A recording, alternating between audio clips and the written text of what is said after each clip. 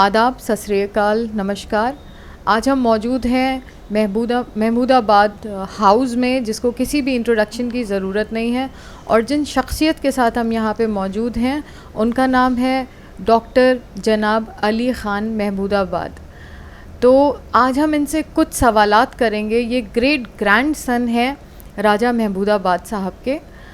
इनसे हम जो सवालात करेंगे वो रिलेटेड होंगे इनके इंटरेस्ट्स और इनकी रिसर्च के बारे में।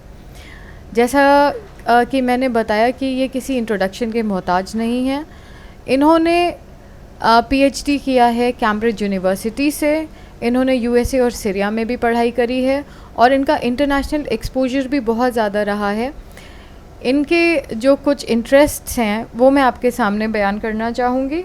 इनके इंटरेस्ट्स में आता है matters of religious identity, democracy, writing for various publications में इन्होंने द गार्डियन के लिए लिखा है यूके के लिए, हफिंगटन पोस्ट के लिए लिखा है, द टाइम्स ऑफ इंडिया के लिए लिखा है, आउटलुक इंडिया के लिए लिखा है, द स्ट्रेट सिंगापुर के लिए लिखा है, नेशनल जियोग्राफिक के लिए भी लिखा है, और इस तरह के काफ़ी सारे वेरियस पब्लिकेशंस के लिए इन्होंने लिखा है। तो सबसे पहले मैं इनसे इनके इंटरेस्ट्स के बारे में पूछना चाहूँगी। सर, जो आपका इंटरेस्ट है रिलीजियस आइडेंटिटी, आप प्लीज़ एक बार रिलीजियस आइडेंटिटी को अगर डिफ़ाइन करें हमारे व्यूअर्स के लिए, तो उनको समझ में आए कि रिलीजियस आइडेंटिटी एक्चुअली होती क्या है।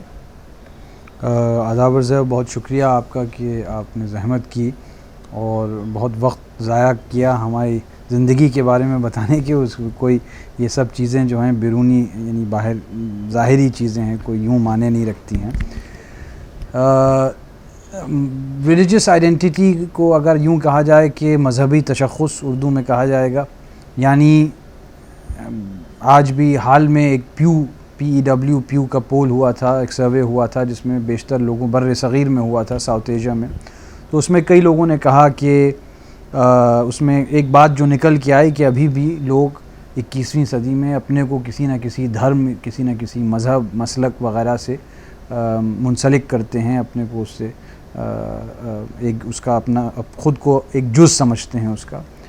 तो गो के मग़रिब में, अमेरिका, बरतानिया, यूरोप वग़ैरह में एक तसव्वुर है कि मज़हबियत और मज़हब का दौर ख़त्म हो रहा है। एक हकीकत ये है कि आज भी मज़हब की जिसको हिंदी में कहेंगे केंद्र भूमिका है, एक उसकी मरकज़ियत उर्दू में कहेंगे, तो और उसको कहीं ना कहीं बाकायदा समझा नहीं जाता है कि किस तरह से उसका असर तमाम चीज़ों पर होता है। सियासत पर होता है, ज़बान पर होता है, सक़ाफ़त यानी कल्चर पर होता है, तमद्दुन यानी सिविलाइजेशन पर होता है। तो रिलीजियस आइडेंटिटी जो है, क्योंकि यूरोप में जो रोशन फ़िक्री का ज़माना आया इनलाइटनमेंट का, उसके बाद मज़हब को एक हक़ारत की नज़रों से देखा पढ़े लिखे लोगों ने। लेकिन हकीकत यह है कि आज हमारे न फ़क़त हिंदुस्तान में, इस ख़त्ते में, बल्कि दुनिया के दूसरे इलाक़ों में भी मज़हबियत भी बढ़ रही है और मज़हब का एक तरह से रूप भी बदल रहा है। गो के कोई ये नहीं कह सकता है दावे के साथ कि इस्लाम ये है, मैं डिफ़ाइन कर रहा हूँ। वो अगर करेगा भी तो 2-3 मुश्तरक चीज़ें होंगी, उसके बाद लोगों के मुख्तलिफ़ नज़रिए हो जाते हैं। तो क्यों हो जाते हैं, कैसे होते हैं, तारीख़ में क्या हुआ जिसकी वजह से मुख्तलिफ़ राहें निकली, मुख्तलिफ़ मकतब फ़िक्र निकले, मसलक निकली।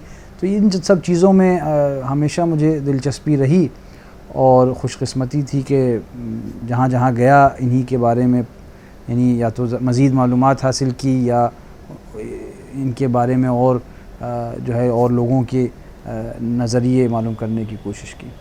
आज की डेट में जैसे कि हम अपने आप को कभी मॉडरेट मुस्लिम, कभी लिबरल मुस्लिम, कभी ऑर्थोडॉक्स मुस्लिम, ऐसी आइडेंटिटीज़ दे देते हैं जी। तो क्या ये सही है ऐसा करना? नहीं, मेरा अपना हक़ीर नज़रिया तो यही है कि ये जो हाइफिनेटेड आइडेंटिटीज़ होती हैं ये पॉलिटिकल होती हैं और ये नहीं इस्तेमाल करना चाहिए। मुसलमान है, उस पर बहस हो सकती है कि भाई इस्लाम में जो तमाम मसालिक हैं, जो मकतब फ़िक्र हैं, अल्लाह की वहदानियत, तौहीद, हुज़ूर सल्लल्लाहु अलैहि वसल्लम की नबूवत, और वो ख़ातमुन नबिय्यीन थे, यानी आखिरी नबी थे, माद यानी हेयर आफ्टर जिसको अंग्रेज़ी में कहेंगे, और कुरान कलामुल्लाह, 4 चीज़ें हर मुसलमान जो है इस पर मुत्तफ़िक़ अलैह राय होगी कि ये चीज़ें हैं। अब उसके बाद बहस होती है। आप अहले सुन्नत में देखिए 4 मकतब फ़िक्र हैं, हनफ़ी, मालिकी, शाफ़िई, हम्बली। शियों में मुख्तलिफ़ अक़साम व अनवा के शिया हैं, इस्नाशरी सबसे ज़्यादा होते हैं, लेकिन इस्माइली होते हैं, आगा ख़ानी इस्माइली में होते हैं, फिर बोहरी होते हैं, ज़ैदी होते हैं। ज़ैदी की फ़िक़्ह जो है वो हनफ़ी होती है, अक़ायद उनके शियों के जैसे, इस्नाशरी के जैसे होते हैं। तो बड़ा तनव्वुअ है, तनव्वुअ यानी डाइवर्सिटी है इस आलम इस्लाम में। तो ये सब कहना कि मॉडरेट वग़ैरह, ये एक तरह से आदमी सोचते हैं कि असल में आदमी की ये कोशिश करता है, भाई मॉडरेट मुस्लिम अगर कोई अपने को कह रहा है तो वो क्या बता रहा है या बता रही हैं। या तो ये कह रही हैं कि मैं ज़्यादा यानी मुसलमान मैं हूँ, या मैं हूँ अगर कोई शख्स कह रहा है, लेकिन मैं पाबंद नहीं हूँ ज़्यादा मज़हब का, या कह रहे हैं कि नहीं मैं मुसलमान तो हूँ लेकिन मेरी सियासत जो है वो मॉडरेट है या तरक्की पसंद है। तो क्वालिफ़ाई करने की ज़रूरत नहीं है। ये उम्मत जो है, मिल्लत मुस्लिमा जो है वो एक उम्मत है, और उसमें मुख्तलिफ़, हुज़ूर की हदीस है, बहुत मशहूर हदीस है कि मुख्तलिफ़ फ़िरक़ों में बटेगी ये उम्मत, तो वो भी ज़ाहिर है सबके सामने है। तो इसको क्वालिफ़ाई करना एक सियासी एक्ट है, और आलम ये ख़ासकर 9/11 के बाद, 2001 के बाद जो एक माहौल बना बैनुल अक़वामी सतह पर इंटरनेशनली, वो ये था कि लोग एक तरह से आतंकवाद से, दहशतगर्दी से, टेररिज्म से अब ख़ुद को दूर करने के लिए कहने नहीं नहीं हम तो भाई मॉडरेट मुस्लिम हैं, प्रोग्रेसिव मुस्लिम हैं। भाई नमाजी, जैसे मसलन मुझसे लोगों ने पूछा, मैं कहीं सफ़र कर रहा था, भाई आप मज़हबी हैं या नहीं? भाई आपसे क्या मतलब? आप किसी हिंदू से पूछते हैं कि आप मज़हबी हैं? अच्छा, मज़हबी होने की अलामत क्या है? टीका लगाना है, या कलावा पहनना है, या मुसलमानों में टोपी रखना है, या दाढ़ी ये सब तो नहीं है। ये सब तो वो भी आदमी कर सकता है जो अंदर से कुछ ना माने। तो मुसलमानों को बादिल नाखास्ता मजबूरन लोगों के हमलों की वजह से ये सफाई देना पड़ी कि हम वो वाले मुसलमान नहीं हैं जी। तो ये एक दिफाई जहनियत, ये एक डिफेंसिव एक किस्म की जहनियत बनी, और यहूदियों से कोई नहीं पूछता है, ईसाइयों, आप आजकल सिर्फ मुसलमान, आप दुनिया में सफ़र कीजिए तो मुसलमान ही की दाढ़ी देख के या हिजाब देख के या इन चीज़ों को देख के पूछा जाता है कि भाई आप मजहबी हैं क्या? आइडेंटिटी। तो क्यों मज़हब? भाई इससे क्या डर है? अच्छा, और अगर किसी के दाढ़ी है, या अगर किसी के गट्ठा है, या अगर किसी का हिजाब है, तो इसके क्या माने ये हैं कि वो लेफ्टिस्ट नहीं हो सकता है, या प्रोग्रेसिव नहीं हो सकती हैं, या सेक्युलर नहीं हो सकती हैं? ऐसा नहीं है। तो बिल्कुल हो, आप मजहबी भी हो सकती हैं, और आप एक बहुत यानी तरक्की पसंद सियासत की हिमायत भी कर सकती हैं। तो ये जो तज़ाद पैदा किया गया है, ये एक बैनुल अक़वामी ये जो वॉर ऑन टेरर वग़ैरह वग़ैरह इसकी वजह से है। मेरे ख़्याल से गुरेज़ करना चाहिए। मुसलमान है, ये कहने की ज़रूरत ही नहीं है कि रेडिकल है या मॉडरेट है या ऑर्थोडॉक्स है या कंजर्वेटिव है या प्रोग्रेसिव है या लेफ्टिस्ट है या लिबरल है या बहुत बेहतरीन जवाब आपकी तरफ से। मैंने आपके एक लेक्चर में सुना था, आपने आर्थिक समीकरण और सामाजिक समीकरण के बारे में जो एक्सप्लेन किया था। मैं एक बार और उसी चीज़ को पूछना चाहूँगी कि इन दोनों में क्या कोरिलेशन है? वो असल में समीकरण का नहीं था, बल्कि इक़्तिसादी यानी आर्थिक स्थिरता और अस्थिरता, उसका क्या ताल्लुक़ सामाजिक स्थिरता और स्थिरता के माने ज़ाहिर है सहल ज़बान में कहें स्टेबिलिटी और इंस्टेबिलिटी। Exactly. तो जहाँ सोशल इंस्टेबिलिटी होती है ज़ाहिर है वहाँ इकोनॉमिक इंस्टेबिलिटी होगी, और जहाँ इकोनॉमिक इंस्टेबिलिटी होगी वो फ़ायदा उठाएगी सोशल इंस्टेबिलिटी से। Exactly. दोनों लाजिम व मलजूम हैं, जैसे उर्दू में कहा जाता है। और ये हमने बहुत सारी कंट्रीज़ में देखा भी है, यमन में देखा है। नहीं, आप कहीं भी उठा के देखिए, असल में देखिए, अब मसलन टेररिज्म का जो सवाल है, आवाम जो है दुनिया की, उनके मसाइल जो हैं वो तकरीबन हर जगह मुश्तरक हैं। उनको नौकरी चाहिए, उनको रोज़गार चाहिए, उनको अपना पेट भरना चाहते हैं, बिजली चाहते हैं, सड़क, पानी वगैरह वगैरह, और बच्चों के एक मुस्तकबिल जो अच्छा रोशन मुस्तकबिल हो। जंग होती हैं नेचुरल रिसोर्सेज के लिए। अब चाहे वो अफ़गानिस्तान हो या इराक़ हो या यमन हो, कहीं भी आप उठा के ले लीजिए, तो लोग कहते हैं कि भाई आतंकवाद है मज़हब की वजह से है।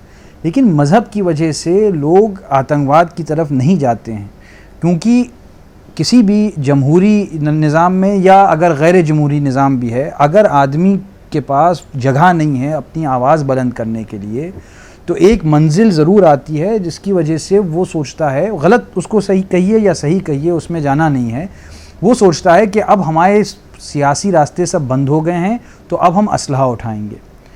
तो लेकिन जो असलहा उठाने के वजूह हैं वो मज़हब नहीं है, वहाँ तक पहुँचाने के जो वजूह हैं वो हैं कि उसको रोज़ी रोटी नहीं मिलती है, उसके यहाँ बिजली नहीं आती है, खाना जंगी का आलम है, उसके यहाँ बुनियादी सहूलतें नहीं फराहम हैं। आप कहीं भी ले लीजिए, फ़िलिस्तीन लीजिए, इराक़ लीजिए, सीरिया लीजिए, यमन लीजिए, अफ़गानिस्तान लीजिए। मज़हब देखिए, ये जो एक ग्लोबल वॉर ऑन टेरर है, ये एक बहुत बड़ा ढोंग है। इसलिए ढोंग मैं इसको कह रहा हूँ और बहुत ज़िम्मेदारी से कह रहा हूँ, क्योंकि सबसे बड़ी बिज़नेस आज के ज़माने में आर्म्स इंडस्ट्री है। हथियार का ख़रीद व फ़रोख्त, कोई बिज़नेस चाहे वो तेल की हो या किसी की हो, उसके करीब नहीं पहुंचती, छूती नहीं है उसको। तो जाहिर है कि अगर आप हथियार बेच रहे हैं, और कौन से मुल्क बेच रहे हैं? अमेरिका, फ्रांस, बरतानिया, जर्मनी, इसराइल, रशिया, चाइना, ये चुनिंदा मुल्क हैं, बाकी सब ख़रीदते हैं।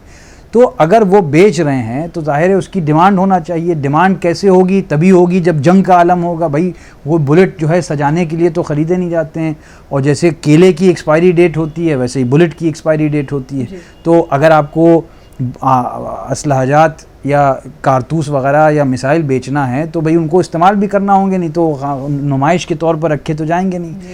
तो इस वक्त जो तमाम दुनिया में जंगें छिड़ी हुई हैं, उसमें कहीं ना कहीं बहुत बड़ी एक मरकज़ियत जो है वो बैनुल अक़वामी सियासत की है, उसमें आम आदमी पिसता है।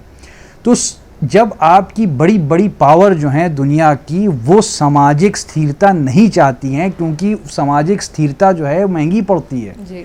Peace is very expensive, war is very cheap. जब वो असलहे बेचेंगे तभी तो उनकी बाज़ार उनका गर्म होगा और उनकी इकोनॉमी चलेगी। इस वक्त बरतानिया के पास क्या है? छोटा सा जजीरा है, कुछ भेड़ हैं, कुछ खेत हैं, और इक़्तिसादियात का ये सत्ता बाज़ार है, स्टॉक मार्केट और डिफेंस इंडस्ट्री है। इसके अलावा है क्या उनके पास? अफ़गानिस्तान जाइए, उनके पास तमाम दुनिया के ज़ख़ीरे हैं, मादिन हैं, जिसको अरबी में कहा जाता है, उर्दू में भी कहा जाता है, यानी नेचुरल रिसोर्स माइंस हैं, नेचुरल मिनरल वेल्थ है। तो चाइना भी इसको कब्ज़े आना चाहती है, बरतानिया, अमेरिका। तो ये बहुत बहुत पहले पुरानी जंगें चली आ रही हैं, और आम बेचारा आदमी जो है वो बीच में पिसता है। उसको कहीं हिंदू धर्म दिखाया जाता है, कहीं इस्लाम मज़हब दिखाया जाता है, और उसी में वो उलझ जाता है। और जो आला तबके के लोग हैं वो आपस में अपनी रोटी इस चूल्हे पर अच्छी तरह सेकते हैं। बिल्कुल बिल्कुल, आपने सही फरमाया। जैसे कि मैंने पहले भी बताया, इनका इंटरेस्ट रिसर्च है। एक आखिरी सवाल, ये थोड़ा सा पॉलिटिक्स की तरफ भी जाता है लेकिन बहुत ज़्यादा नहीं। आपके नज़रिए में डेमोक्रेसी का मतलब क्या है, और इंडिया में इस वक्त डेमोक्रेसी के क्या हाल हैं? ये डेमोक्रेसी के मतलब ये है कि बेशतर या एक अक्सरियत लोगों की क्या चाहें। डेमोक्रेसी अगर अकेले ली जाए तो उसके कोई मतलब नहीं। डेमोक्रेसी को, जैसे आपने अभी पूछा था कि मुसलमान को क्वालिफाई किया जाए कि नहीं हाइफन करके, तो डेमोक्रेसी को क्वालिफाई करना बहुत ज़रूरी है जी। क्योंकि आपके पास कौन सी डेमोक्रेसी है? लिबरल डेमोक्रेसी है, सेक्युलर डेमोक्रेसी है, सोशलिस्ट डेमोक्रेसी है, कॉन्स्टिट्यूशनल डेमोक्रेसी है। कौन सी डेमोक्रेसी बज़ाते ख़ुद तो एक स्ट्रक्चर का नाम है, उससे जाबिराना हुकूमत भी निकल सकती। अगर 100 लोगों में से 90 ने तय कर लिया कि 10 लोगों को कत्ल करना है, तो डेमोक्रेसी तो कहेगी हाँ भाई ये जायज़ है, लेकिन लिबरल डेमोक्रेसी कहेगी कि नहीं, वो 10 लोग भी उन्हीं 90 के बराबर हैं हुकूक, जहाँ तक के हुकूक का ताल्लुक़ है। तो फ़कत डेमोक्रेसी यानी लोकतंत्र यानी जमहूरियत होना किसी चीज़ की दलील नहीं है। लोकतंत्र एक ढांचा होता है, लेकिन वो किन कवानीन के तहत चल रहा है, किस दस्तूर के तहत उसका तसव्वुर किया जाता है, उसकी अहमियत होती है। आज हिंदुस्तान में जो हो रहा है, मैं अंबेडकर जी का आपको हवाला दूंगा कि उन्होंने जब ये सादिर हुआ हमारा दस्तूर आईन हिंद, तो उन्होंने कहा कि ये सियासी इनकलाब सामाजिक इनकलाब या क्रांति के बग़ैर अधूरा होगा और इसी संविधान की बुनियाद पर एक जाबिराना हुकूमत आ सकती है। ये आज से 70 साल पहले बाबा भीमराव अंबेडकर ने कहा था। आज ये हम तो नहीं कह सकते हैं कि वही हुआ, लेकिन आसार तो वही नज़र आ रहे हैं, क्योंकि सियासी एक इनकलाब तो आया, एक बहुत ही उम्दा दस्तूर, ये हमारे ऊपर, ये देखिए हम उसको यहीं रखते हैं, द कॉन्स्टिट्यूशन ऑफ इंडिया, तो बहुत ही उम्दा ये एक तसव्वुर है कि हमारा मुआशरा कैसे होना चाहिए। लेकिन जब तक कि हम अपने समाज को नहीं बदलेंगे, और वो तालीम ही के ज़रिए बदल सकता है, तो ये कानून एक कागज़ है। वही हुआ ना कि आज अगर आप कहीं जाइए तो कानून पर, तो कागज़ पर तो हमारा देश बड़ा ज़बरदस्त है। आप जाइए, राशन लेने जाइए या टेलीफोन लाइन लेने जाइए या बिजली का बिल अदा करने जाइए, तो कागज़ पर तो भाई बहुत उम्दा नियम बने हुए हैं, जाइए दीजिए, वो आपको देंगे और तमाम शुद्ध। लेकिन हकीकत क्या है कि आप जाइएगा, वहाँ एक आदमी बाहर मिलेगा, कहेंगे अच्छा काम कराना है, कितने में करा दें, वो अंदर जाएगा, वो फिर बात करेगा, फिर वो फॉर्म लाएगा, फिर फॉर्म। तो कागज़ पर जब तक कि हम बहुत बुनियादी तौर पर समाज में तब्दीलियाँ नहीं पैदा करेंगे और समाज में लोगों के जहनों को एक तरह से उनको बेदार नहीं करेंगे, तब तक के कागज़ पर जो कुछ लिखा है उसके कोई माने नहीं होते हैं। और वही जो बाबा साहब ने कहा था, वो मैं खुद अपनी बात क्यों कहूँ, उन्होंने बिल्कुल सही कहा। और सोशल रेवोल्यूशन नहीं आया, आज भी हमारे यहाँ तमाम किस्म के तासुब हैं, धर्म का, मज़हब का, रंग का, नस्ल का, ज़ात का, जिन्स का, जेंडर जिसको कहते हैं, तो ये सब तासुबात हैं और इनको हमने मिटाने की कोशिश नहीं की है, क्योंकि इन्हीं के बिना पर हमारी सियासत होती है। बिल्कुल। जैसे कि आपने बात करी कि हम लोगों को इसके बारे में नॉलेज की बहुत ज़्यादा ज़रूरत है, तो आज के इंटरव्यू से मुझे लगता है कि लोगों को नॉलेज मिली होगी। और मैं बहुत खुश हूँ उन स्टूडेंट्स के लिए जिनको कि आप अशोका यूनिवर्सिटी में पढ़ाते हैं, उनको कितनी नॉलेज मिलती होगी आपके इस इल्म के समंदर से। वो खैर आपको उनसे पूछना पड़ेगा, शायद वो इतने खुश ना हों लेकिन क्योंकि शायद होमवर्क वगैरह ज़्यादा ही होता होगा लेकिन शायद कुछ तो 10-20% उनको अच्छा लगता होगा। जिस तरीके का आपका बोलने का अंदाज़ है और जिस तरीके से आप एक्सप्लेन करते हैं चीज़ों को, उससे सामने वाले का अटेंशन बहुत ज़्यादा, ये तो मेरा ख़ुद का मानना है, मेरा अटेंशन का जो स्पैम है वो बहुत कम है, लेकिन मेरा अटेंशन अगर बना रहा तो आई एम श्योर स्टूडेंट्स का भी बना रहता होगा। नवाज़िश आपकी। तो इस नॉलेज की, इस तालीम की बहुत ज़्यादा ज़रूरत है, ख़ासकर आज की डेट में जब हम चारों तरफ देख रहे हैं अस्थिरता जिसकी हमने बात करी। तो आज इन्होंने जितने अच्छे तरीक़े से एक्सप्लेन किया इस मौजू को, इस टॉपिक को, हम चाहेंगे कि हम और भी इनसे इंटरव्यूज़ लें फ्यूचर में, और भी इनके इल्म के समंदर से कुछ बूंदें हम भी आपके साथ शेयर करते रहें। तो डॉक्टर अली ख़ान साहब, आपका बहुत बहुत शुक्रिया आज हमारे साथ इंटरव्यू करने के लिए। Thank you. और इंशाल्लाह मैं उम्मीद करती हूँ कि हम फिर मिलेंगे। ज़रूर इंशाल्लाह। Thank you very much sir.